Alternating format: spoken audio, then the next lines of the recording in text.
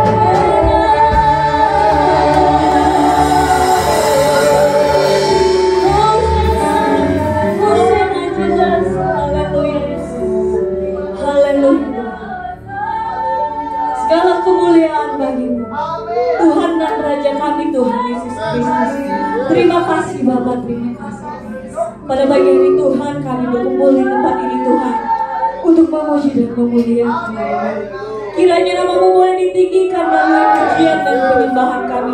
Hanya Kau Allah Tuhan kami, yang layak kami puji dan kami puji. Tuhan berkati ibadah kami Tuhan, dari awal ke tengah hingga akhirnya, agar boleh berjalan dengan lancar.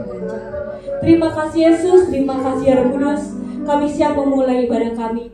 Hai dalam nama Tuhan Yesus Kristus, kami berdoa dan mengucap syukur. Haleluya, haleluya, amin. Haleluya, puji Tuhan. Jemaat Tuhan tetap tinggal berdiri. Kita percaya bahwa Roh Allah ada di tempat ini, amin. Bahwa kuasa Tuhan ada di tengah-tengah kita, amin. Kita mau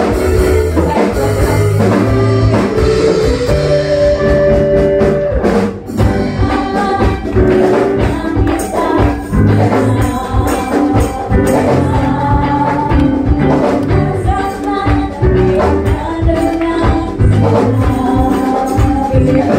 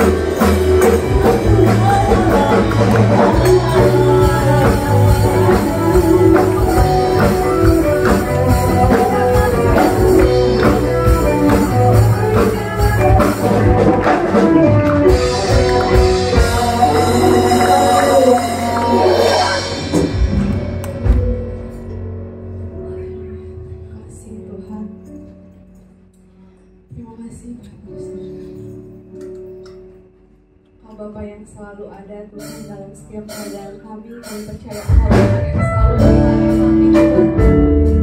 Dan untuk setiap apapun yang terjadi dalam hidup kami mau katakan bahwa Engkau Allah yang baik. Engkau Bapa yang baik Tuhan, yang tidak pernah meninggalkan kami. Engkau Bapa kami yang setia.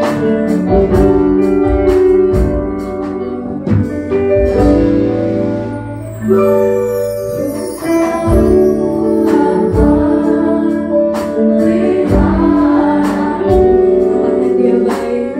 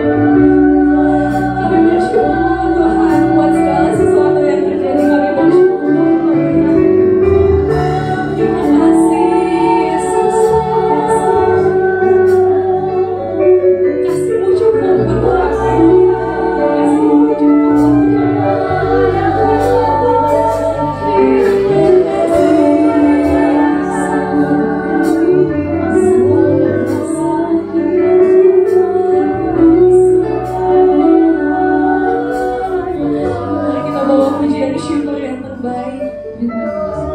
Kita bawa korban syukur kali. Ini hati kami yang bersyukur Tuhan untuk segala sesuatu yang terjadi.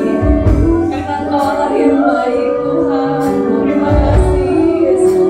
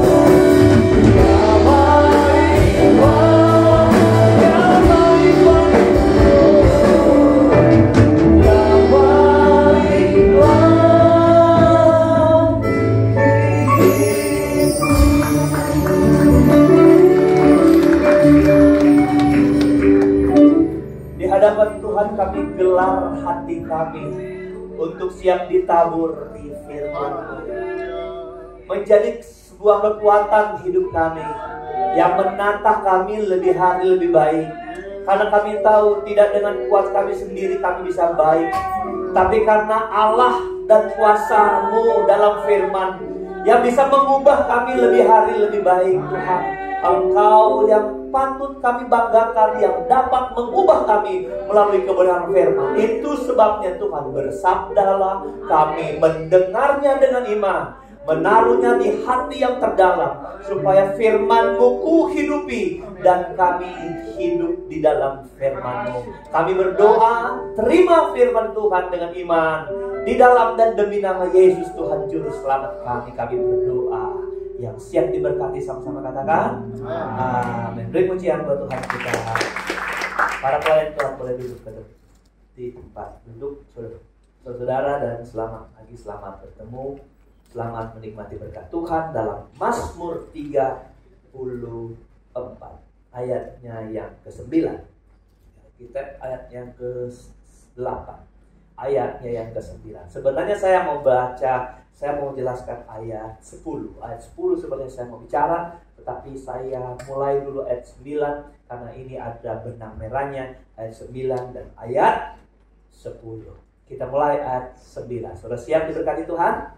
Oke, saya baca perlahan, saudara boleh ikuti dengan bersuara, tapi yang pasti engkau membacanya dengan hati dan iman saudara. Begini bunyi sabda Tuhan. Kecaplah dan lihatlah betapa baiknya Tuhan itu.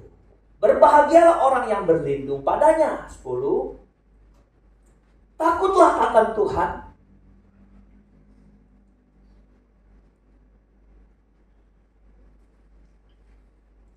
Hai orang-orangnya yang kudus, sebab tidak berkekurangan orang yang takut akan Dia. Saya mau bicara sampai ayat ini. Takutlah akan Tuhan, hai orang-orang yang kudus, sebab tidak berkekurangan orang yang takut akan Dia. Saudara perhatikan dua ayat ini kalau ditampilkan sama-sama, Ben, nggak usah pindah-pindah.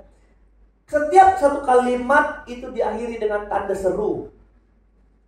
Contoh, kecaplah dan lihatlah. Jadi orang harus membacanya menurut tanda baca. Kalau tanda seru itu suaranya jangan diperlambat atau dipelankan. Jadi harus ditegaskan.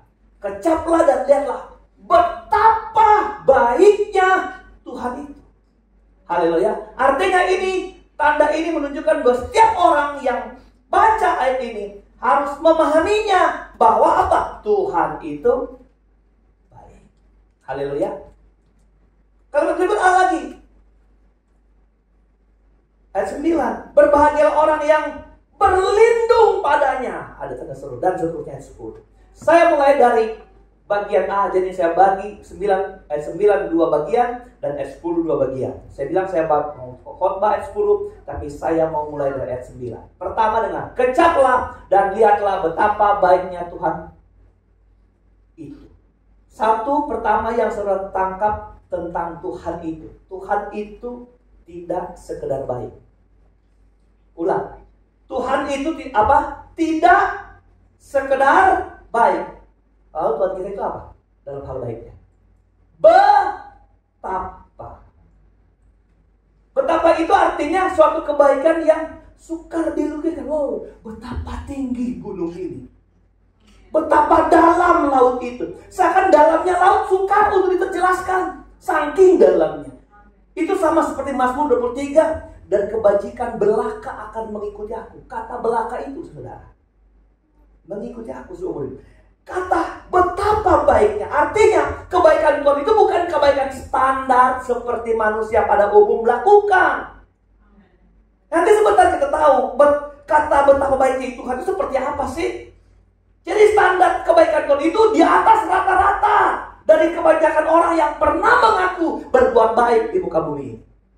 Betapa baiknya Tuhan. Nah, pemazmur bilang gini, terhadap kebaikan Allah yang betapa itu, yang hebat itu, saudara, maka itu harus diapa? Diapa? Kecap, lihat. Ulang. Kecap, lihat. Bukan kecap.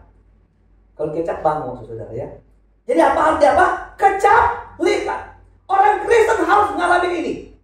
Terhadap kebaikan Tuhan, terhadap penyertaan, terhadap berkat, kita harus menjadi orang Kristen yang apa? Yang melihatnya dan mengecapnya. Kata kecap itu adalah gerakan mulut yang terbuka dan terkatup berulang-ulang sampai melahirkan bunyi. Itu kecap. Saya mau berkecap sesuatu. Itu kecap. Kecap itu adalah merasai, menikmati. Orang Kristen terhadap kebaikan Tuhan itu harus apa? Dinikmati. Kebaikan Tuhan itu harus dirasakan, dirasai, dinikmati. Bukan cuma jadi ditonton. Berapa banyak orang Kristen terhadap hebatnya kebaikan Tuhan itu, tapi dia tidak jadi orang Kristen yang merasai, tapi cuma jadi penonton. Kalau Tuhan beri mujizat, dia nggak dapat mujizat yang dia tonton, mujizat yang dialami orang lain. Haleluya. Jadi orang Kristen harus apa? Harus jadi penikmat berkat Tuhan, bukan jadi penonton berkat Tuhan. Engkau tahu Tuhan besar memberkati kita? Saudara, saya beritahu, Tuhan nggak pernah milih-milih seseorang dapat berkat besar dan dapat berkat kecil. Menurut pemahaman saya, ketika saya belajar Alkitab, Tuhan nggak milih kasih. Amin. Amin. Semua orang diberi berkat yang sama. Tapi kemudian berkat Tuhan itu mendarat di hidup kita, size-nya berbeda, ukurannya berbeda, kapasitasnya berbeda. Kenapa? Bukan Tuhan yang salah dari ketika Tuhan mencurahkan berkat dari surga. Satu waktu Daniel berdoa, minta jawaban Tuhan. Daniel bilang sama Tuhan, ketika jawaban itu datang, dia bilang, kenapa jawaban lama? Aku sudah berdoa 21 hari yang lalu. Kenapa ini? Dia bilang begini, malaikat pembawa jawaban doa. Aku datang, tapi di angkasa ada tentara, ada kuasa-kuasa gelap yang menahan berkat itu. Tetapi apakah tidak sampai? Sampai. Haleluya, sampai. Saudara, Tuhan nggak pernah milih-milih berkat. Perhatikan ini. Tuhan nggak pernah milih berkat. Kami di kampung, saya besar di kampung saudara dengan kebiasaan nimbah air di sumur. Saudara sini nggak pernah nemuin sumur. Semua sumur luar, tinggal putar keran, keluar suara saudara ya. Kenapa? Keluar air. Tapi waktu di kampung Bapak Ibu Saudara, kita nimbah air. Itu dalam sumurnya 20 meter sampai 30 meter. Kami pakai timba. Lalu kami turunkan timba sampai di sumur di bawah di air. Lalu timba itu biasa sudah diatur pemberatnya, dia masuk dan ditarik. Seberapa besar timba itu, itulah yang akan membawa air ke atas. Haleluya. Seberapa besar? Setiap upaya-upaya kita, semua yang kita turunkan akan kita dapat seperti itu. Tuhan gak pernah memilih kasih. Satu waktu timbanya bocor, dan orang itu marah-marah. Kenapa timba waktu kami pakai udah bocor? Sekarang setiap orang yang nimba harus nimba pakai timbanya masing-masing. Jadi kalau orang nimba bawa timba deh. Anda tahu berapa banyak yang dapat diambil dari air itu? Seberapa besar timba itu? Amin. Seberapa besar? Bukan air sumurnya yang berkurang dan memberikannya sedikit, tapi kapasitas itu. Kenapa kita berbeda? Karena kita tidak membesarkan kapasitas dari berkat Tuhan. Tuhan ngirim kontainer kepada kita, tapi kita nyiapin kulkas di rumah kita. Maka yang sebagian tidak pernah masuk, sebagian besar nggak pernah datang. Kapasitas kita terkecil. Kita datang ke pancuran. Kami orang-orang di kampung pergi ke pancuran, mandir dan bawa air. Saudara, air mata itu nggak pernah berkurang. Tapi apa yang kita bisa bawa pulang? Sebesar galon yang kita siapkan menadahnya di pancuran. Tuhan menyurahkan berkat kita, tapi kapasitas kita yang atur. Dengar, Tuhan mau berkati kita berlebih, tergantung kapasitas yang Tuhan siapkan. Tergantung kau membesarkan kapasitas saudara. 30 tahun yang lalu saya hadir di penamatan istri saya di sekolah Alkitab. Apa almarhum si Awan bilang begini, keluar dari sekolah ini dan engkau tarik gerobak paling besar yang kau sanggup. Kenapa? Sebesar gerobak itulah Tuhan siapkan bahan berkat buat kamu diisi di gerobakmu. Kalau engkau siapin gerobak kecil, sebegitu yang Tuhan isi. Kenapa kita berbeda? Kita tak memperbesar kapasitas. Lalu kapasitas kita diperbesar dengan apa? Iman kita kepada Tuhan. Haleluya, haleluya. Engkau percaya kepada firman Tuhan, engkau memperbesar kapasitas. Tuhan bilang lakukan ini, kau berkati ini. Kita nggak lakuin ini, kita memperkecil kapasitas Tuhan. Yang lain kau lakukan, Tuhan kita memperkecil. Sehingga kita cuma dapat yang sedikit. Tuhan gak pernah milih-milih. Jangan bilang, oh Tuhan dia dapat banyak, aku dapat sedikit. Dengar, Tuhan bilang aku dapat, mau kasih 5, kasih 2, kasih 1. Tetap upahmu sama dari Tuhan. Amin. Mau dapat berkat yang besar? Oke, lebih dari itu kita harus jadi orang yang bisa mengecap kebaikan Tuhan. Bagian kedua, berbahagialah orang yang berlindung padanya. Berbahagia orang yang apa? Berlindung kepada Tuhan. Bapak Ibu Saudara, tidak ada berkat bahagia yang lebih hebat daripada berkat perlindungan. Saya ulang, tidak ada berkat yang lebih besar berkat kebahagiaan daripada berkat perlindungan. Waktu kita bicara perlindungan, kita bicara tentang apa ini? Halo, kalau kita bicara perlindungan, kita bicara tentang apa? Kalau engkau rasa terlindungi, engkau rasa apa sebenarnya? Aman. Engkau rasa apa lagi? Nyaman. Engkau rasa apa lagi? Rasa apa lagi? Tenang, apa lagi? Tidak takut, apa lagi? Engkau nggak rasa terintimidasi karena engkau terlindungi. Saya pernah bilang di sini waktu siapa Norma Sanger jadi artis di tahun 70, dia menghibur TNI waktu pembebasan Irian Barat di Irian, saudara. Dan dia diundang menghibur mereka karena dia artis, saudara. Dia dibawa ke hutan di Irian, tapi dia bilang aku nggak pernah rasa takut di tengah hutan. Kenapa? Karena buka belakang kiri kanan ada tentara yang menjaga dia dengan apa?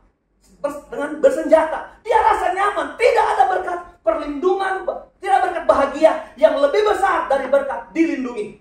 Orang yang berlindung pada harta, Alkitab bilang apa? Terkutuk. Orang yang berlindung pada jabatan, kekuatan tidak akan aman sampai seterusnya.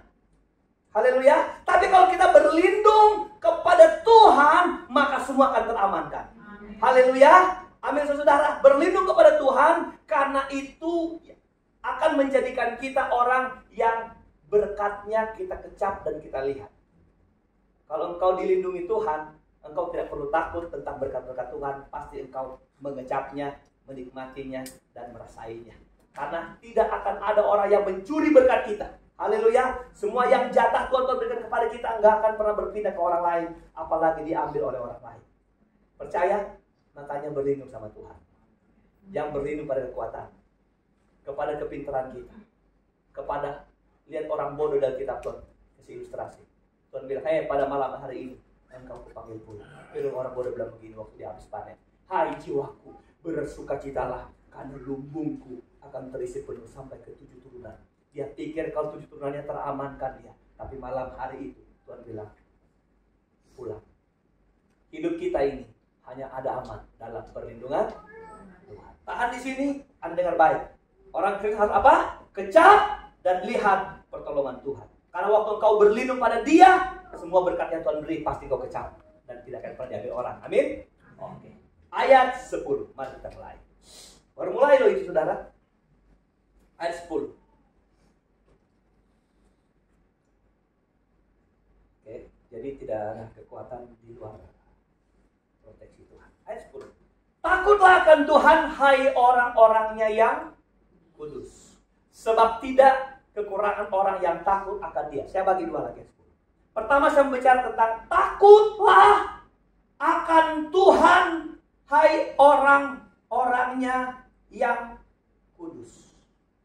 Jadi ada orang takut Tuhan, ada orang kudus. Saya tanya, mana lebih dulu? Orang itu takut Tuhan, baru jadi orang kudus, atau orang kudus lalu dia takut Tuhan? Hah? Mana lebih dulu? Orang takut Tuhan, baru jadi orang kudus, atau dia orang kudus, lalu dia takut Tuhan? Hah? Apa? Apa Bu? Kudus dulu baru dia takut Tuhan, atau takut Tuhan baru kudus? Hah? Kan dari kalimat ini sebenarnya sudah terbaca. Takutlah akan Tuhan, hai orang-orangnya yang kudus. Himbauan untuk takut Tuhan kepada orang-orang kudus. Jadi yang terjadi lebih dulu dalam kita adalah apa? Pengudusan. Lalu kita dituntut, diminta Tuhan harus takut akan Tuhan. Haleluya. Saya pikir takut akan Tuhan itu adalah bagian kita. Tapi untuk menjadi orang kudus bukan bagian kita. Benar? Oke. Bagian takut akan Tuhan dan takut akan Tuhan itu bagian kita. Kita mengerjakannya karena Amsal 8 bilang, takut akan Tuhan itu membenci kejahatan, menghindari dosa, tidak penipu. Itu bagian kita kerjakan. Tapi dalam kekudusan, pengudusan, bukan bagian kita. Siapa yang mengerjakan? Yang mengerjakan adalah Tuhan Yesus Kristus dalam kita. Kita tidak menjadi kudus karena kita berbuat baik, tapi karena inisiatif Tuhan kita menjadi kudus. Amin. Haleluya. Ada 8 tiang keselamatan yang perlu kita tahu. Satu pembenaran, penyucian, lalu pengudusan. Orang Kristen memenuhi 8 tiang selamat ini, baru dia masuk surga. Salah satu adalah pengudusan. Dan pengudusan itu dikerjakan oleh Tuhan Yesus Kristus. Melalui apa? Melalui kayu salib. Amin. Melalui penebusannya. Allah telah memberikan kesempatan orang untuk hidup kudus. Allah memilih ketika manusia jatuh dalam dosa. Allah coba memilih. Mungkin ada satu keluarga yang bisa hidup menyenangkan aku. Karena Adam dan Hawa telah berdosa dan keturunannya sudah bejat semua. Allah memilih Abraham dari seorang penyembah berhala. Tuhan tempatkan dia untuk mendapat suara dari Tuhan. Tapi apakah Abraham berjalan dalam kekudusan? Sekalipun kemudian Abraham disebut beberapa orang percaya. Tapi apakah Abraham hebat? Tidak pernah salah. Abraham pernah jual istrinya.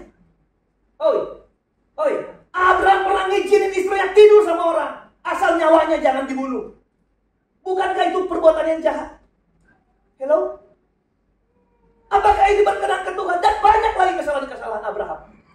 Allah melihat itu. Lalu Allah mengizinkan keturunannya untuk menjadi orang-orang menjadi penyenang Tuhan. Tapi apakah kemudian Israel menjadi penyenang Tuhan? Sampai mereka dikeluarkan dari Mesir dengan kebaikan Tuhan.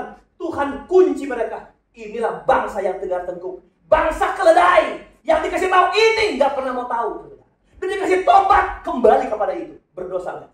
Itu Israel. Manusia nggak pernah bisa benar kalau dari naturnya, saudara-saudara. Nggak bisa.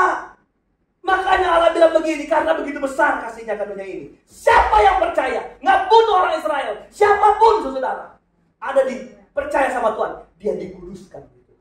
Darahnya yang tercurah, itulah yang menguduskan kita. Nggak ada orang yang bawa kita ke sorga kalau bukan dia yang dari sorga yang datang ke tempat ini. Saya senang di sini ada banyak orang Muslim yang bisa bertobat. Dan pribadi saya bisa tahu nih, banyak sekali. Dulu ada tukang yang bangun gereja pas di Jericho.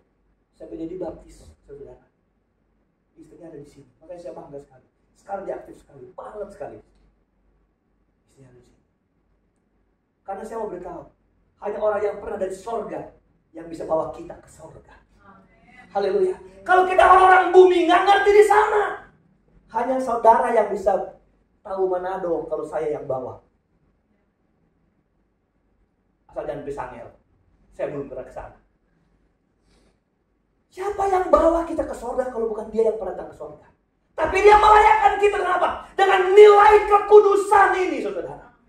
Haleluya. Lalu kita menjadi apa? Menjadi orang kudus. Dengar, siapa yang hari ini percaya Tuhan Yesus, dia menjadi orang kudus. Dan saya sedang bicara sama orang-orang kudus hari ini. Amin. Haleluya. Tapi apa kita masih bisa berdosa? Bisa salah? Sangat. Sangat. Sangat. Tanya, apakah kesalahan orang kudus bisa menghilangkan kekudusan Tuhan? Kekudusan yang Tuhan beri sama kita? Tidak. Tuhan akan membedakan siapa orang tebusannya yang bersalah dan orang yang di luar ketebusan yang berdosa. Saya beritahu, kalau kita ditebus Tuhan, waktu kita salah, pengampunan Tuhan berjalan terus. Amen. Orang di luar Tuhan yang nggak ditebus, nggak perlu bikin salah, neraka mereka. Benar kan? Kan surga itu karena kita beriman ke Tuhan dan percaya sama Tuhan. Bukan karena perbuatan baik kita diselamatkan, bukan? Haleluya. Jadi waktu kita melanggar perbuatan baik, Tuhan tidak menghukum kita dan menghilangkan kekudusan. Tapi Tuhan apa? Memberikan tangannya merangkul kita yang mau datang, mau berubah dari cara hidup kita. Bisa bilang haleluya? Amin. Itu orang kudus. Orang kudus ada orang yang diperhatikan Tuhan setiap waktu, setiap saat. Waktu dia salah, Tuhan cuma bilang, kalau kau mengaku dengan mulutmu, percaya dengan hatimu, dosamu dia. Tuhan gak perlu turun dari langit lagi, dari surga lagi untuk disalibkan kedua kali karena kita berdosa, enggak. Itu sebabnya Tuhan mengawal orang-orang kudusnya supaya tetap hidup di dalam kebenaran. Amin. Haleluya. Jadi yang hari ini hadir, jangan coba-coba menuduh hidup saudara, engkau pernah berbuat dosa yang tidak dapat diampuni. Jangan. Tuhan tetap mengampuni sehebat apapun kesalahan saudara. Saya ingat sekali ilustrasi ini. Ada seorang yang ingin bertobat. Seorang pembunuh yang telah membunuh 99 orang. Dan dia ingin bertobat. Dia datang sama seorang ulama. Apakah aku bisa bertobat? Kenapa kamu bertobat? Karena aku sudah berdosa besar. Aku telah membunuh 99 orang. Wah, terlalu banyak yang kau bunuh. Terlalu besar. Saking marahnya si pembunuh, dibunuhlah orang itu. Maka dia telah membunuh berapa orang? Makanya sama orang jahat jangan macam-macam, dia tahu jahat. Datanglah sama seorang yang lain yang dianggap, saya nggak usah sebut. Apakah aku bisa diampuni dosa saya? Kenapa? Karena aku telah membunuh 99 orang. Yang terakhir genap 100. Itu yang satu. Kamu membunuh 100 orang. Ini aku kasih tahu kata si rohaniawan itu. Kalau engkau sungguh-sungguh bertobat, tidak ada dosa yang tidak dapat diampuni. Oh ya? Aku bunuh 100 orang. Tidak diampuni? Tetap diampuni. Cuma kamu jangan tinggal di Samaria. Kamu harus pergi ke Yerusalem. Oh ya? Iya. Lalu itu dia jalan ke Yerusalem dari Samaria. Jangan tinggal di sini, kamu mati. Kamu harus di Yerusalem. Lalu dia pergi jalan ke Yerusalem. Di tengah jalan dia mati, saudara. Lalu terjadi persengketaan. Datang malaikat setan, bawa ke neraka, datang malaikat Tuhan. Mereka berantem. Ini orang saya, enggak itu orang saya. Dia telah bunuh 100 orang, kata malaikat iblis, saudara. Ya, malaikat neraka. Jadi saya mau bawa, tunggu dulu. Dia sudah bertobat. Kenapa dia bertobat? Itu kata rohaniawan, dia bertobat. Dihitung-hitunglah. Apa kata rohaniawan? Kalau kamu mau bertobat, kamu jangan tinggal di Samaria, kamu harus pergi ke Bethlehem. Lalu diukur, apakah dia masuk Samaria? Masuk Bethlehem atau tetap di Samaria? Pas diukur, ditarik garis batas, itu demarkasi dua wilayah itu. Dia cuma masuk satu langkah ke Bethlehem. Lalu dia dibawa ke surga. Ngerti nggak ke saya? Yang bertobat pagi sama yang bertobat malam, upahnya sama. Bahkan Alkitab kasih keras begini, banyak yang terdahulu jadi terkemudian. Bertobatnya terlalu lama, malas menunggu Tuhan datang. Mungkin termungkar. Artinya harus apa? Kalau engkau orang yang dikuduskan, jaga sikap kita. Amin. Caranya apa? Takutlah akan Tuhan. Caranya apa? Takut Tuhan. Jadi orang Kristen bisa keliru, bisa salah, bisa hilaf. Lalu Tuhan kasih dia rambu-rambu. Gimana caranya kau mempertahankan pengudusan yang Tuhan beri? Tuhan sudah angkat kamu dari lumpur dosa yang hitam. Tuhan bikin engkau cingkrong. Lalu kemudian kau gores-gores arang lagi di tubuhmu. Tuhan bilang, loh, bagaimana caranya engkau tidak terpengaruh dengan dagingmu, dengan tubuhmu? Gini, engkau harus takut akan Tuhan. Jadi takut Tuhan itu apa? Sesuatu yang Tuhan taruh dalam hidup orang dikuduskan. Supaya apa? Supaya dia tetap kinclong dalam kecemerlangan kekudusan yang Tuhan beri dalam dia. Makanya kalau engkau bilang engkau takut Tuhan, kalau engkau bilang engkau dikuduskan, tapi engkau tidak berjalan takut Tuhan, engkau tidak bisa mengimpartasi banyak orang jadi berkat bagi saudara. Jadi bagi kemuliaan Tuhan. Nggak bisa. Saya bilang saudara hari ini, kita semua orang yang telah dikuduskan Tuhan. Bagaimana kita menjaganya? Bagian kita.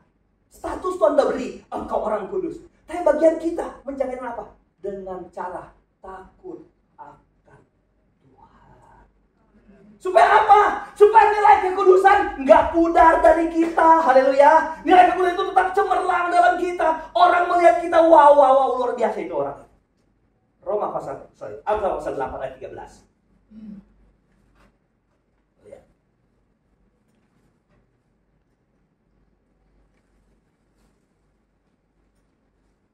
Amsal 8 ayat 13. Takut akan Tuhan ialah apa? Membenci kejahatan, lalu apa? Iya, benci pada kesombongan, congkak, tingkah laku yang jahat, ini kelakuan, dan apa? Mulut penuh tipu muslihat. Nggak usah terlalu buru-buru, cepat-cepat kaya kalau kaya dilakukan dengan tipu muslihat. Haleluya. Karena orang itu tidak takut Tuhan, menggugurkan atau membuat kecemerlangan kekudusan Tuhan pudar dalam hidup dia. Apa kiat Tuhan supaya kita bertahan dalam pengudusan yang Tuhan beri? Tuhan bilang, takut Tuhan. Gak sombong.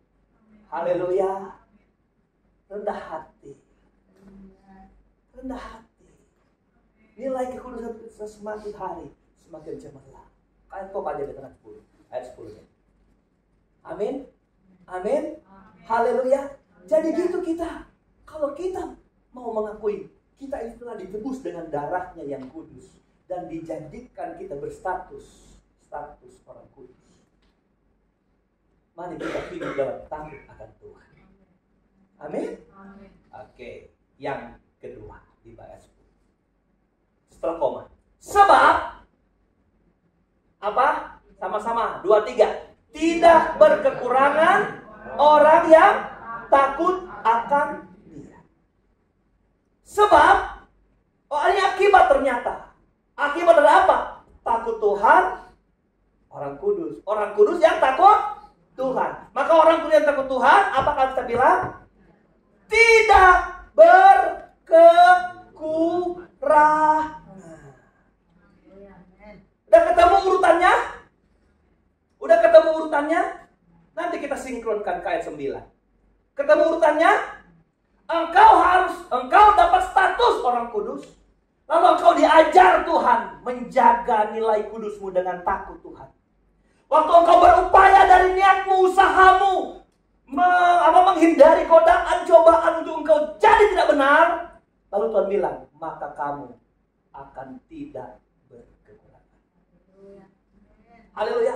Tidak berkekurangan itu akibat dari apa? Kita hidup takut akan Tuhan. Haleluya. Amin. Jadi ini Bapak Ibu Saudara, kita akan mengalami berkat-berkat besar. Kata tidak berkekurangan itu artinya dia itu tidak berkekurangan di dalam segala perkara. Kata Yunani itu kepakai kata leis peitai. Dia seperti domba yang dijadikan persembahan kepada Tuhan. Sampai ke depan imam. Imam periksa dari ujung tanduk sampai ke kaki kuku, sampai ke ekor. Dia tidak ada kekurangan. Domba yang tidak berkekurangan, tidak ada cacat. Dari tanduk-tanduknya, gigi-giginya diperiksa untuk jadi korban bakaran penyenang hati Tuhan. Ini domba dipelihara, dirawat, tidak ada bekas luka, tidak ada copot kulitnya, tidak ada sampai ke ekornya. Wow! Dia tidak ada kekurangan. Kalau kita diperiksa dan dilawat, bukan cuma bagian tubuh kita, tapi sampai ke dalam hidup kita. Jadi kata tidak berkekurangan yang Allah mau jaminkan kepada kita, bukan hanya kekurangan, kekurangan apa? Jasmani, materi. Engkau diperiksa seluruh bagian hidup saudara. Engkau akan dijamin Tuhan tidak berkekurangan. Segala kebutuhan jasmanimu, rohanimu, jiwamu tidak akan kekurangan. Amin. Haleluya. Maka dari itu dengar, waktu kita tidak berkekurangan, kita menjadi orang Kristen yang apa? Ayat 9 tentang apa? Waktu kita tidak menjadi orang Kristen yang berkekurangan, ayat 9 apa? Ayat 9. Orang Kristen yang apa kalau kita? Orang Kristen yang mengecap dan melihat. Ngerti gak saudara? Karena kita nggak kekurangan, berarti berkat itu datang dalam kita. Kita jadi penikmat berkat itu. Kecaplah dan lihatlah betapa baiknya Tuhan. Jadi baiknya, kata betapa baik itu bukan waktu Tuhan ngasih kita duit doang. Waktu Tuhan ngasih sembuhin encok kita. Waktu Tuhan lurusin tangan kita yang patah. Dikasih sedikit bengkok biar tahu pernah patah. Ya Ben. Aku dulu ya pernah patah. Mana? Kalau lurus gak ketahuan, dikasih bengkok biar tahu ada pernah patah. Bukan karena Tuhan ngasih kita minta dapat jodoh yang tercantik. No. Betapa baiknya Tuhan itu artinya seluruh kebutuhan hidup saudara yang di dalam dan yang di luar hidup kita Tuhan jamin. Sehingga kita bukan jadi orang yang menonton orang lain diberkati, tapi kita orang Kristen yang mengecap, merasai, menikmati, mengalami betapa baiknya Tuhan itu. Kenapa? Karena kita takut akan Tuhan.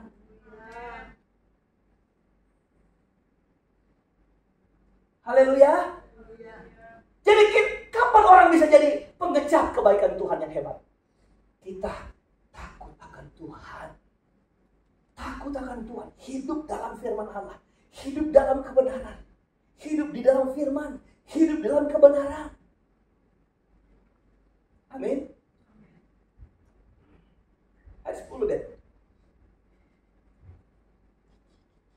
Mau alami tidak berkekurangan? Tidak berkekurangan berarti bukan engkau lebih dari orang lain. Tidak berkekurangan bukan berarti segala-galanya engkau yang paling hebat, paling punya semuanya. Bukan. Mungkin kita kalah bersaing dalam hal memiliki benda, tapi belum tentu bersaing dalam memiliki hati. Amen. Mau jadi domba? Amen. Yang tidak berkekurangan. Mau jadi domba yang tidak berkekurangan? Mazmur 23.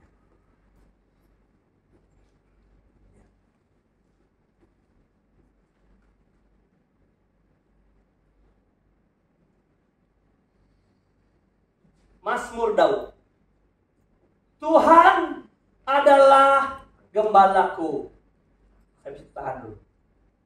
Tuhan adalah gembalaku. Kalau Tuhan gembala, aku adalah ngerti. Haleluya. Kalau Tuhan itu gembala, Akunya siapa? Domba. Saya heran banget kenapa Tuhan memperlakukan dirinya, mengibaratkan diri itu gembala ya. Para gembala itu pekerjaan yang tidak hebat.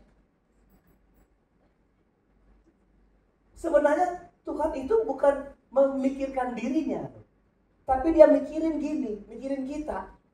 Untuk Tuhan supaya dapat berkati kita, dia mau jadikan kita domba. Lalu dia tahu domba itu harus dengar-dengaran sama gembala. Kenapa ya gembala? Supaya kita tahu kita adalah domba. Domba yang mana? Domba yang tidak berkekurangan. Ya. Kalau Tuhan jadi gembala, apa katanya? Tak akan sekalipun aku kekurangan. Haleluya. Titik kan? Ini kekurangan apa ini? Kekurangan semuanya. Sampai di situ. Ini kekurangan secara umum. Kalau engkau domba, secara umum engkau tidak kekurangan. Secara jasmani engkau kekurangan. Secara rohani engkau kekurangan. Secara jiwani engkau enggak akan kekurangan. Sampai di situ. Haleluya. Kan utuh, saudara. Mari dijabarkan. Ayat 2, perhatikan. Ia, gembala itu, membalikan dombanya aku di mana? Di padang yang berumput kering. Hijau, ia membimbing aku kemana? Ke air yang tenang, rumput makanannya domba, air minumannya domba. Artinya kalau kita domba, lalu Tuhan jamin gak kekurangan, kita gak pernah kekurangan makan dan minum kita, katakan amin. Tuhan gak pernah biarkan kita jadi peminta-minta roti. Bahkan anak cucu kita kagak, saudara. Haleluya. Hebat Tuhan. Dia jamin apa? Makan minum kita tidak pernah kekurangan. Tapi ulang, kapasitas kita harus berbesar. Amin. Gak akan kekurangan. Percaya saudara, gak akan kekurangan. Makan kebutuhan jasmani kita gak akan kekurangan. Ayat 3. Cepat ayat. Ia menyegarkan apa? Jiwaku. Jiwa kita terpelihara. Jiwa kita dijaga Tuhan. Gak pernah karena ada orang mampu menghancurkan jiwa kita, saudara. Semua yang kita miliki tidak akan pernah berarti apa-apa kalau jiwamu sedang sakit. Haleluya. Haleluya. Tuhan menjamin itu. Engkau gak akan bahkan hancur disakitin orang. Gak akan hancur karena orang bilang kau pesek. Gak akan hancur kalau kau bilang kau gak beruntung. Gak akan. Kenapa? Karena Tuhan kalau pelihara kita, dia pelihara kita sampai ke dalam jiwa kita. Haleluya. Makanya yang sakit hati jangan terlalu berlama-lama di sini. Haleluya. Waduh, cuma dibilang engkau mikirnya 2 tahun. Dia sendiri yang ngomong udah lupa. Saya ngomong apa ya? Kita nggak tidur sampai 2 tahun. Bisa kurus kering kita. Sudah. Dengar, kalau Tuhan jamin kita, jiwa kita tenang. Tuhan tuh bukan gembala biasa saja. Dia juga gembala jiwa kita. Haleluya. Ia segarkan jiwaku. Ia menuntut aku di mana? Ia menuntut aku di mana? Di mana? Di jalan yang benar. Oleh karena namanya. Berkat apa ini? Yuk coba. Tadi berkat makan minum, berkat jiwa. Ini berkat apa ini? Berkat apa ini? Hei, dia menuntut aku ke jalan yang benar. Ini berkat tuntunan supaya kita nggak pernah salah, nggak bisa salah. Haleluya. Gini, kalau saudara mendoakan anak-anak saudara, berdoalah begini paling hebat. Tuhan, tuntun anak kami di jalan yang benar. Haleluya. Haleluya. Kenapa kalau dia benar? Dekat dengan kekayaan, dekat dengan kesuksesan. Orang kalau benar, dekat dengan berkat. Haleluya. Jadi apa yang buat kita dekat dengan berkat-berkat itu? Ketika Tuhan menuntun sebagai domba, supaya kita tidak salah langkah. Jadi Tuhan nuntun apa? Nuntun karakter kita, nuntun tabiat kita, supaya kita gak pernah salah jalan, salah langkah. Hebat. Ini namanya diberkati secara utuh, saudara. Tidak kekurangan penuntunan Tuhan. Masih ada? Ayat 4. Sekali aku berjalan lembah kekelaman, aku apa? Tidak takut bahaya, sebab engkau besertaku. Gadamu dan tongkatmu itulah yang apa? menghibur aku. Haleluya. Jadi gembala tetap pegang tongkat, gembala tetap pegang gada. Tapi itu bukan gada buat kita. Gada itu gada perlindungan. Jadi apa kalau Tuhan bikin sama kita berkatnya? Berkat perlindungan. Gak ada satu setan pun yang bisa sentuh kulit ari kita kalau Tuhan jadi penjaga kita yang hebat. Haleluya. Tidak takut di lembah kelam sekalipun kita gak takut. Kenapa? Ukurannya adalah penyertaan Tuhan yang besar dalam kehidupan kita. Ini semua apa? Semua hal-hal yang Tuhan gak mau kita kekurangi. Kekurangan pengawalan. Engkau besertaku, gadamu, tongkat, itulah yang menghibur aku, saudara. Amin. Ayat 5. Engkau menyediakan hidangan bagiku di hadapan. Apa artinya? Apa artinya? Hah? Apa? Dia menyediakan hidangan bagiku. Dia nggak buat kita iri atau cemburu dia punya lebih banyak. Dengar. Tuhan nggak mau permalukan kita di hadapan musuh kita. Musuh kita akan dibungkam dengan kita diberkati Tuhan. Haleluya. Haleluya. Dia nggak akan dapat celah kita untuk menghina kita. Kenapa? Karena di depan mata dia Tuhan hidangkan sesuatu berkat dalam kehidupan kita. Amin. Amin. Amin. Kita bikin lawan kita stres. Jangan kita yang stres. Benar? Bikin lawan kita stres. Dia nyari-nyari kekurangan kita. Nggak dapat dia. Sampai kurus kering dia keliling-keliling. Nyari, nggak dapat. Waktu dia mencari, Tuhan siapkan selalu yang kita perlu. Hidangan, ini jangan bilang hidangan makanan ini. Aduh, coba makannya berhenti dulu saudara. Nanti habis ibadah kita pergi makan. Ini hidangan yang tidak pernah musuh kita menghina kita karena kita kekurangan. Engkau mengurapi kepalaku dan dengan minyak ini bicara apa? Pelayanan. Pialaku penuh melimpah. Haleluya. Haleluya. Ayat 6. Terus. Kebajikan dan kemurahan belaka. Ini yang saya bilang tadi. Belaka artinya apa? Akan mengikuti aku apa? Setengah hidup. Sampai tahun depan. Kebajikan kemurahan belaka akan ikut aku apa? Seumur hidupku.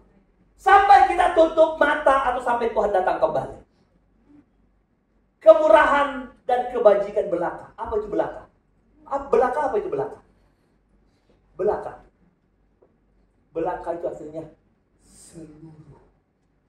Semua. Jadi coba saya bayangkan. Semua kemurahan Tuhan.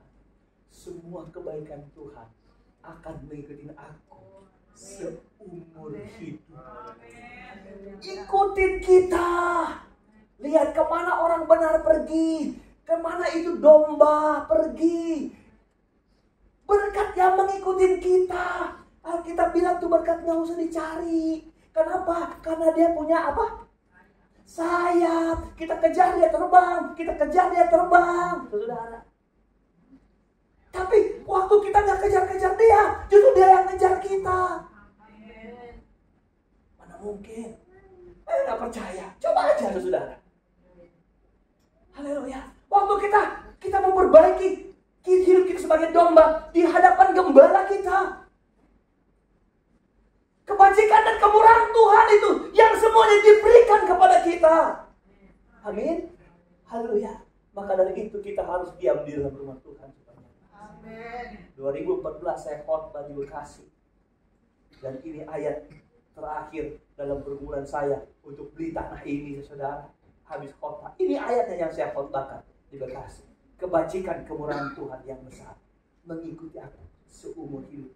Engkau boleh bertambah umur sampai berkapanpun. Kebajikan kemurahan gak pernah berhenti. Kita boleh tua, rentah, gigi tinggal 2, minum susu sama kuah. Tapi dengar kebajikan kemurahan Tuhan tetap akan mengikuti kita seumur hidup kita. Makanya balas itu dengan apa? Tinggal di rumah Tuhan sepanjang masa, sewaktu kita hidup. Besoknya saya dapat 500 juta untuk dapat banjar tanah ini, kan harus dibayar 1,6 miliar. Aku bilang terlambat, tapi Tuhan gak pernah terlambat. Orang bilang lepas aja tanah ini Pak, nanti dapat tambahan kok Bapak kasih orang. Paling Bapak dapat hampir 100 juta juga. Kan sudah 4 bulan. 4 bulan saya kasih 40 juta. Aduh, susah sekali saudara. Saya pikir saya superhero bisa. Tapi ternyata Tuhan bikin saya sampai di ujung jurang, saudara, mau jatuh. Sudah miring sekali saudara. Besok pada Senin itu saudara, saya ingat sekali. Senin itu saya selesai habis perkara saudara. Januari saya ingat. Tapi bukan 11 Januari, bukan itu saudara. Tapi ada orang itu tahu di sini saudara. Tahu orang di mana? 11 Januari. Tuhan nggak pernah terlambat. Ternyata kebajikannya mengikutiku seumur hidup. Waktu aku bilang menyerah, aku nggak mampu, aku sanggup. Tepat pada waktunya Tuhan tunjukin kebajikan dan kemurahan yang besar dalam hidup kita. Haleluya.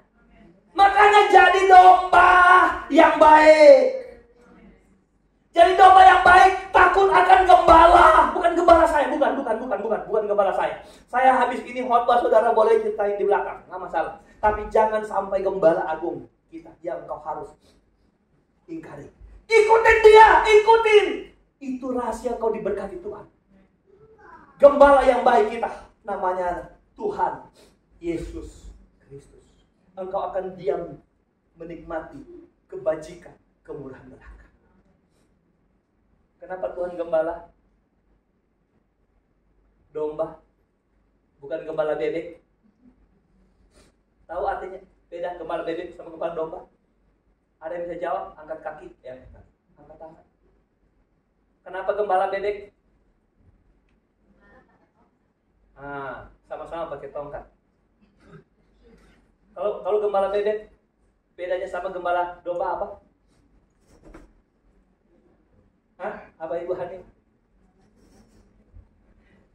Kalau gembala bebek, gembalanya di belakang. Berarti kalau gembala domba, gembalanya di depan. Ada yang lain? Apa?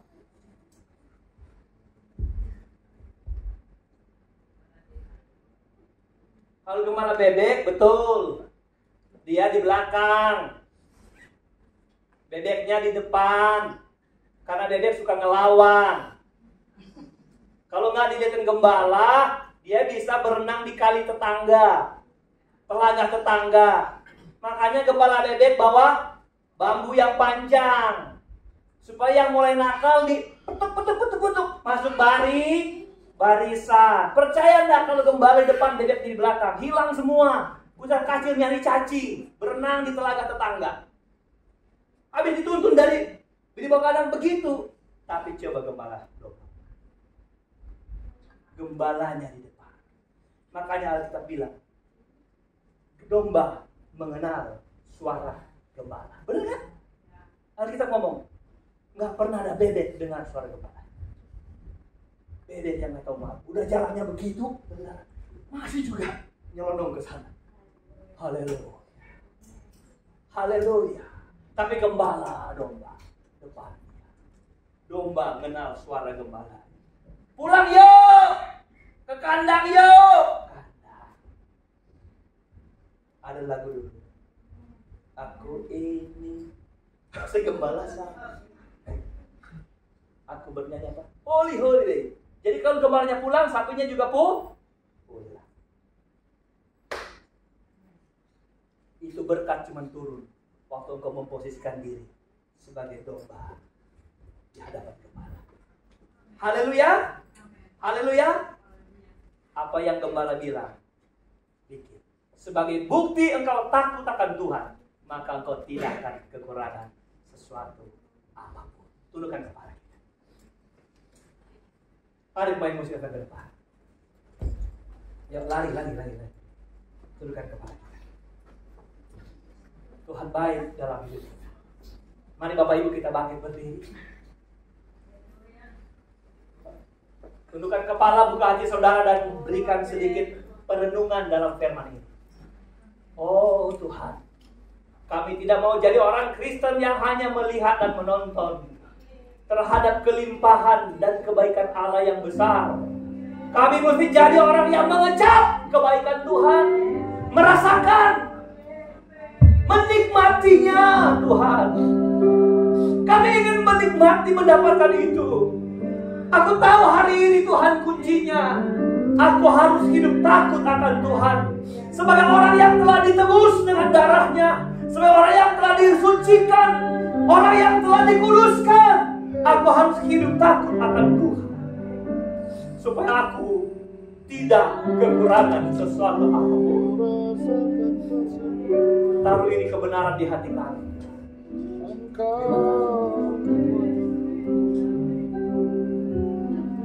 Yesus Tuhan, angkat suaramu dan bilang terima kasih sama Tuhan. Engkau adalah domba-domba pemeliharaan Tuhan. Engkau adalah domba-domba yang siap Tuhan curahkan berkat kepada saudara. Jangan perkecil kapasitas saudara.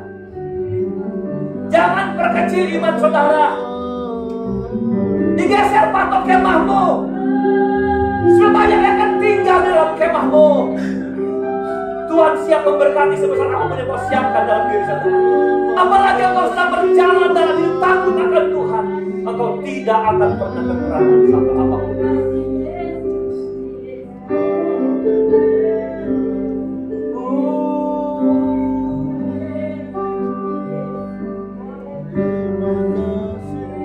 Kaulah segala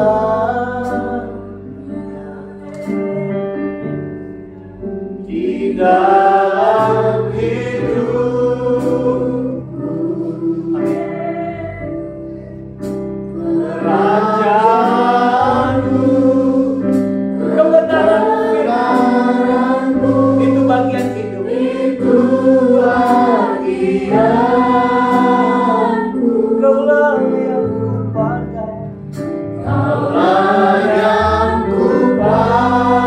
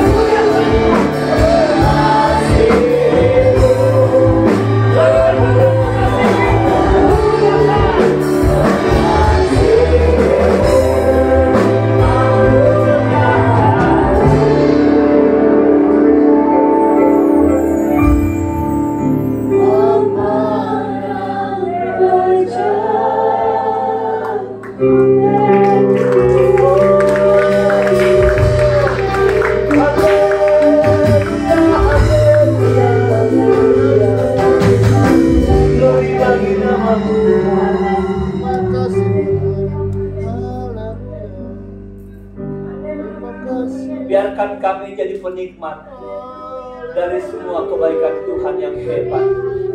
Kebaikan Tuhan yang merambah jasmani, jiwa, bahkan roh kami.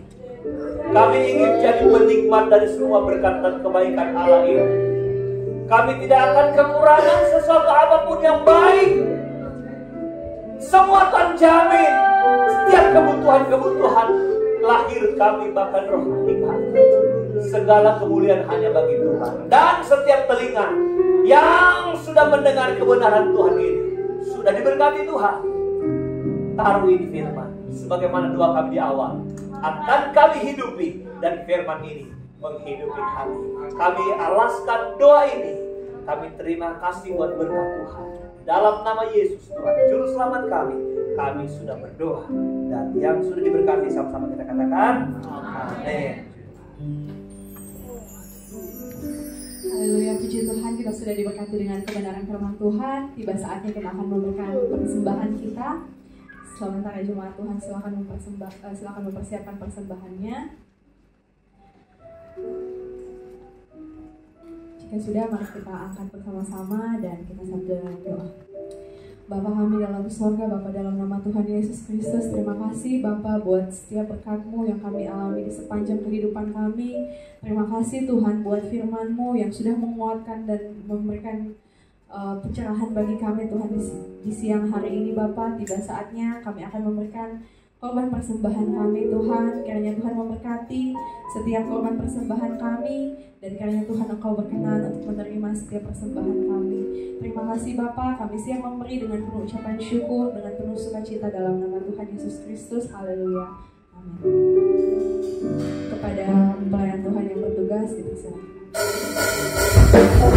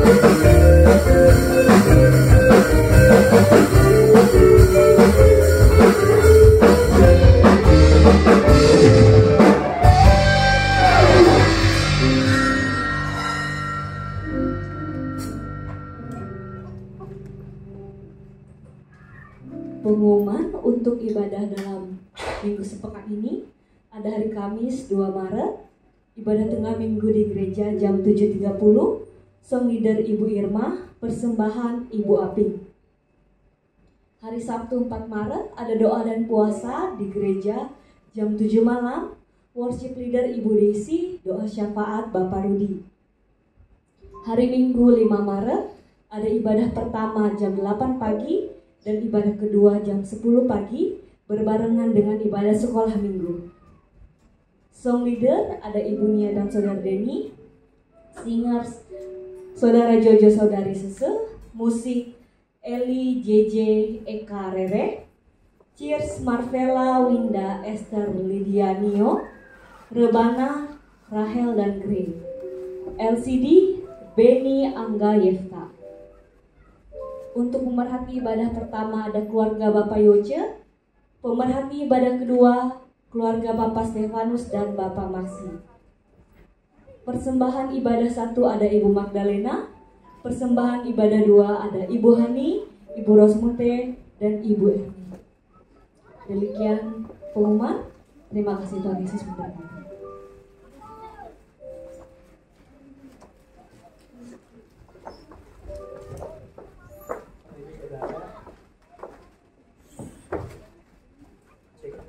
Bapak Ibu Saudara, minggu lalu saya lupa mengumumkan sesuatu, yaitu kita sebenarnya mau rapat minggu depan di tanggal minggu pertama tanggal 5 bulan Maret, tanggal 5 Maret kita mau rapat evaluasi yang tadi harus pikir bisa dibikin di puncak, kita bawa pelayan ke sana, cuma waktunya tidak memungkinkan karena sibuk. Saya juga sebenarnya sekretaris panitia ulang tahun Kota Tangerang.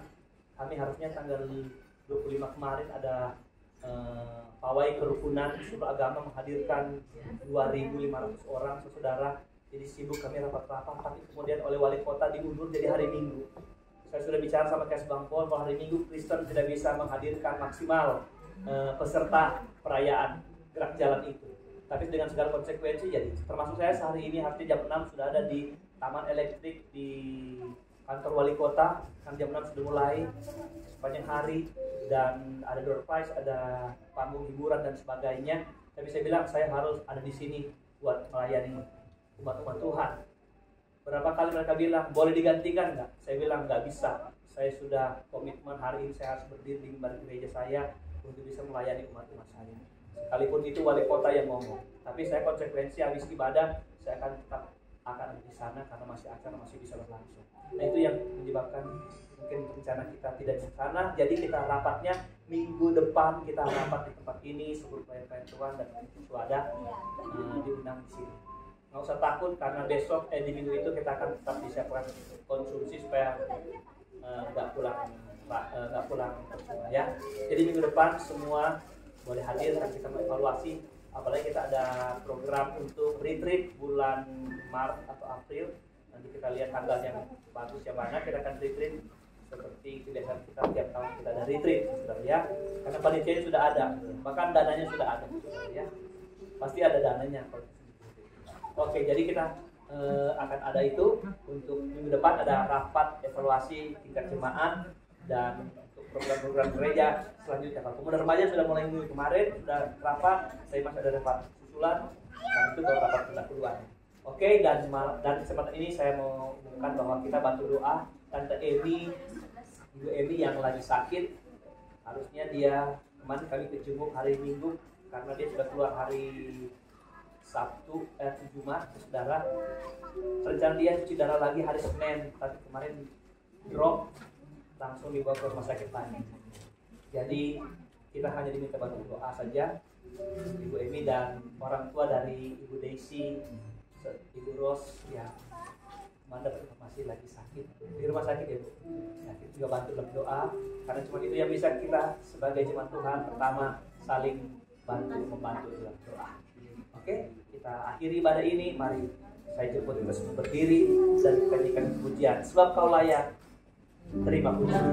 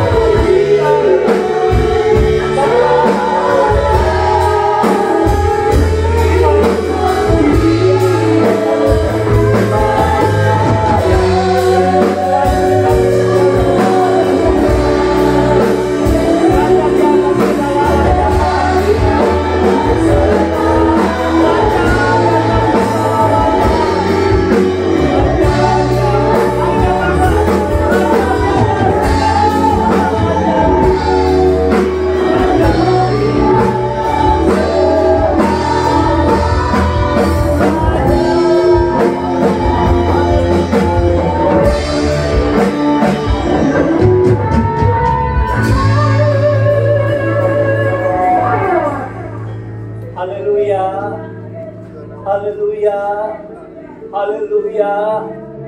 Bapa kami dalam surga, kami berdoa buat Tante Emi yang sakit Tuhan, yang sedang cuci darah Tuhan, yang ada banyak organ tubuhnya yang sudah tidak berfungsi. Siapa kami Tuhan? Kami tidak bisa bantu apa-apa. Kami cuma bisa berdoa kepada Khalik, kepada pencipta kami, kepada yang membuat kami jadi manusia seperti ini. Hanya Tuhan dengan mujizat-Mu saja yang bisa memperbaiki semuanya. Kami berdoa saat ini terucap Tuhan, tangan kuasa kasih-Mu juga sementara bekerja dalam hidup Tante Emi. Tunjukkan mujizat-Mu. Dia adalah pelayan di tempat ini. Sampai di masa tua dia terus tetap setia kepada Tuhan. Keadaan sakitnya, kelemahan tubuhnya yang tidak bisa membuat dia bisa beribadah kepada Tuhan. Hari kita bisa berdoa, Tuhan lawan dia kasih sayang-Mu. Mujizat terjadi. Kami percaya tidak ada perkara yang mustahil bagi Tuhan. Berkatilah keluarganya dan anak cucunya Tuhan. Berikan mereka Tuhan kekuatan, penghiburan, sukacita untuk hadapi semua ini. Dan Tante Emi, Kau berikan dia iman yang teguh, pengharapan yang kuat di dalam Tuhan. Bahwa apa yang Tuhan buat terbaik dalam kehidupannya Bapa. Tuhan tidak pernah salah dan keadaan tidak baiknya hidup kami Tuhan. Karena Tuhan jauh tahu, lebih mengerti tentang rancangan-rancangan terbaik atas kehidupan kami. Itu biarlah kiranya berlaku buat Tante Emi. Kami juga berdoa buat orang tua dari Ibu Daisy atau Ibu Ros Tuhan. Oh Bapa di surga, kalau hari ini terbaring di rumah sakit Tuhan, kami cuma bisa mengangkat hati kami, tangan kami, dan menghatur doa kami. Ulurkan tangan-Mu. Saat ini terucap, kami tahu kuasa Tuhan akan berlaku buat orang tua dari Ibu Daisy Tuhan. Di dalam dan demi nama Yesus, mujizat Tuhan terjadi, menyembuhkan, memulihkan, mengangkat segala sakit penyakit yang dialami. Karena bagi Tuhan yang kami layani adalah Tuhan yang tidak pernah punya rencana untuk jahat sama kami, tapi rancangan-Mu adalah rancangan yang memberikan kebajikan dalam kehidupan kami. Anak cucu dihiburkan, diberikan kekuatan, dikuatkan iman dan pengharapan mereka oleh orang tua yang sedang dalam proses ini Tuhan. Teristimewa juga ibu kekasih ini Tuhan, juga Tuhan lawan hatinya, jamah hatinya, biar dia bersyukur, berkekuatan, hati yang gembira adalah obat dalam kehidupannya Bapa. Dan kami percaya mujizat Tuhan pasti terjadi. Terima kasih banyak Bapa untuk rencana perayaan atau rapat kami besok Tuhan, hari Minggu yang akan datang. Biar Allah memberikan kami hikmat, marifat, semua jemaat Tuhan ada di tempat ini menjadi penyokong, penopang Tuhan. Dan ada soko guru di gereja ini, tiang-tiang penopang yang handal untuk memajukan pekerjaan Tuhan. Potensi demi potensi yang ada di seluruh jemaat Tuhan, pasti kami percaya akan Tuhan menjadi bermanfaat di dalam pelayanan pekerjaan Tuhan di tempat ini. Segala puji hormat bagi nama Tuhan. Jemaat Tuhan yang sempat hadir beribadah, lawan, ulurkan tanganmu, sembuhkan dalam nama Yesus. Kalau mereka sakit, lemah Tuhan kuatkan, hidup Tuhan tetapkan. Kami rindu ke depan, kami bersama-sama bergandengan tangan memuji, membesarkan akan nama Tuhan. Kami kuat dalam Tuhan, kuat dalam kuasa kasih sayang-Mu Bapa. Kami berdoa seluruh pelayan bagian hari ini, baik pada altar di tempat ini, WL, worship leader Tuhan, singer, pemain tamborin Tuhan, pemusik-pemusik ini, orang-orang yang Tuhan pakai dan urapi. Semakin hari talenta mereka semakin tajam, semakin hari mereka semakin terpakai dalam pelayanan pekerjaan Tuhan, demi kemuliaan Tuhan. Dan mereka imbangi dengan cara hidup mereka, karena mereka adalah pelayan-pelayan-Mu. Dan kami semua yang sudah berkorban memberi, kami percaya Tuhan akan membalaskan berkat berlipat dalam kehidupan kami. Segala puji hormat bagi Tuhan sudah memberkati kami. Berkatilah kepulangan jemaat Tuhan supaya mereka di perjalanan bahkan dengan selamat di rumah masing-masing Tuhan. Jauh dekat dari kendaraan Tuhan, sama menolong seluruh jemaat Tuhan.